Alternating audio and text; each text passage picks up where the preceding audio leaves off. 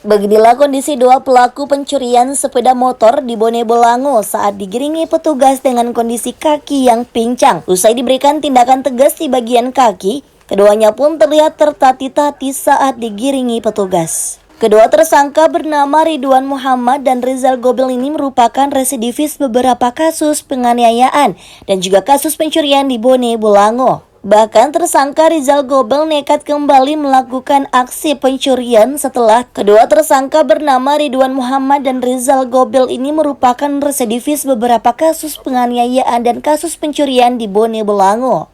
Bahkan tersangka Rizal Gobel nekat kembali melakukan aksi pencurian tepat setelah 2 hari bebas dari masa tahanan di Lapas Kelas 2A Kota Gorontalo. Karena sudah dipengaruhi minuman keras, keduanya kembali merencanakan pencurian yang telah berhasil mencuri 1 unit motor dan berupaya mencuri 1 unit televisi milik warga.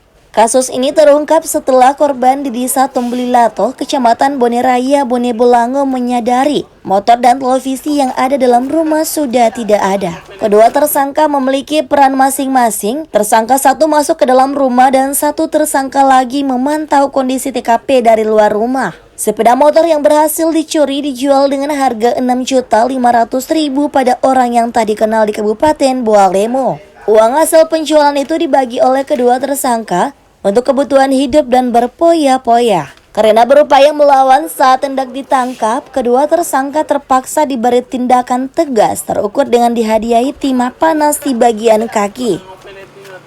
Jadi yang satu ini, yang residivis yang satu, yang tersangka 2 itu baru keluar tanggal 17.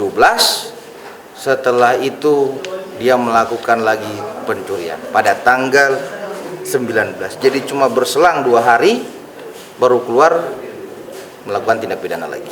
Jadi gini, motornya diambil, TV juga sempat diambil, tapi tidak sempat karena repot dibawa ya. Repot mau dibawa, akhirnya ditinggalkanlah di depan rumah. Jadi hanya motor yang dibawa.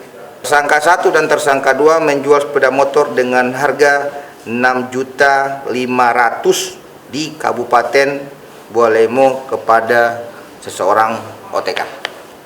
Untuk kedua tersangka, kenapa kita lakukan penindakan tegas? Karena melakukan perlawanan kepada kepolisian dan kita nilai mereka ini adalah residivis sehingga kita harus bisa melumpuhkan mereka.